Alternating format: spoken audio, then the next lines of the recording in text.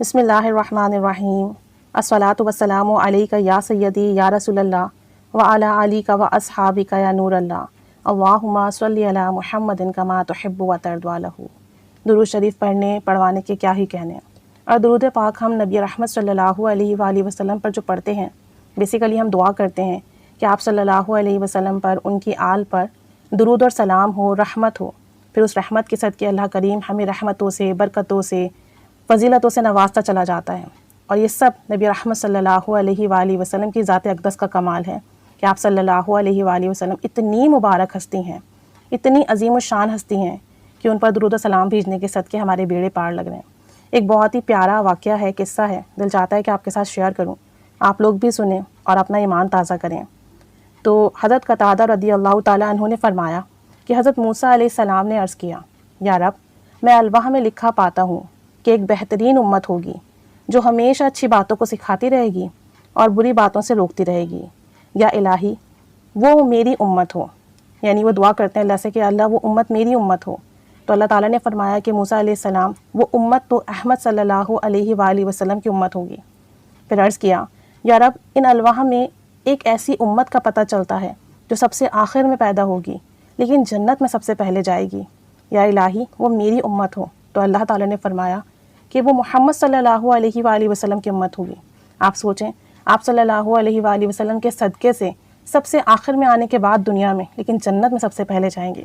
تو یہ نبی کریم صلی اللہ علیہ وآلہ وسلم کی شان عظمت ہے کہ اللہ کریم نے ہم پر اتنی رحمت فرمائی۔ پھر عرض کی کہ یا رب، اس امت کا قرآن ان کے سینوں میں ہوگا، دل میں دیکھ کر پڑھتے ہوں گے، حالانکہ ان سے پہلے کے سبھی لوگ قرآن پر نظر ڈال کر، دیکھ کر پڑھتے ہیں، دل میں نہیں پڑھتے، حتیٰ کہ ان کا قرآن اگر ہٹا لیا جائے تو پھر ان کو کچھ بھی یاد نہیں اور نہ ہی وہ کچھ پہچان سکتے ہیں۔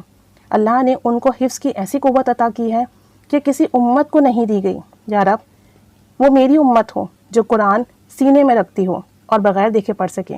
تو اللہ نے فرمایا، موسیٰ علیہ السلام، وہ تو میرے احمد صلی اللہ علیہ وآلہ وسلم کی امت ہے۔ پھر عرض کی کہ یا رب، وہ امت تیری ہر کتاب پر ایمان لائے گی، وہ گمراہوں اور قاتلوں سے قتال کرے گی، حتیٰ کہ کان دجال سے بھی لڑے گی۔ الہی، وہ میری امت ہو۔ تو اللہ عز و جل نے فرمایا، یہ احمد صلی اللہ علیہ وآلہ وسلم کی امت ہوگی۔ پھر مزید موسیٰ علیہ السلام نے عرض کی کہ اللہ، وہ اپنے نذرانے صدقات خود آپس کے لوگ ہی کھا لیں گے، حالانکہ اس امت سے پہلے تک کی امتیوں کا یہ حال تھا کہ اگر وہ صدقہ نذرانہ پیش کرتے اور وہ قبول ہوتا تو اللہ آگ بھیجتا اور آگ اسے کھا جاتی، اور اگر قبول نہ ہوتی تو درندے اور پرندے اسے کھا جاتے۔ اللہ ان کے صدقے ان کے امیروں سے لے کر ان کے غریبوں کو دے گا۔ یا رب، وہ امت میری امت ہو۔ تو اللہ نے فرمایا، یہ احمد صلی اللہ علیہ وآلہ وسلم کی امت ہوگی۔ پھر مزید عرض کی کہ یا رب، وہ اگر کوئی نیکی کا ارادہ کرے گا لیکن عمل میں نہ لا سکے، یعنی عمل نہ کر سکے گی، تو پھر بھی ایک ثواب کی حقدار ہوگی، اور اگر عمل میں لے آئے گی، یعنی اگر اس نے جو ارادہ کیا اس پر عمل کر لے گی، تو 10 حصے ثواب ملے گا، بلکہ 700 حصے تک کا بھی اس میں حکم ہے۔ یا اللہ، وہ میری امت ہو۔ تو اللہ نے فرمایا، وہ احمد صلی اللہ علیہ وآلہ وسلم کی امت ہوگی۔ پھر مزید عرض کیا کہ الواح میں ہے کہ وہ دوسروں کی شفاعت بھی کریں گے اور ان کی شفاعت بھی دوسروں کی طرف سے ہوگی۔ یا الہی، وہ میری امت ہو۔ تو خدا عز و جل نے فرمایا، نہیں، یہ احمد صلی اللہ علیہ وآلہ وسلم کی امت ہوگی۔ تو قتادہ رضی اللہ تعالیٰ عنہ فرماتے ہیں کہ حضرت موسیٰ علیہ السلام نے امت محمدی صلی اللہ علیہ وآلہ وسلم کی مقام اور فضیلت کو دیکھا تو الواح رکھ دیے اور عرض کی کہ رب عز و جل، مجھے اس احمد صلی اللہ علیہ وآلہ وسلم کی امت میں سے بنا دیں۔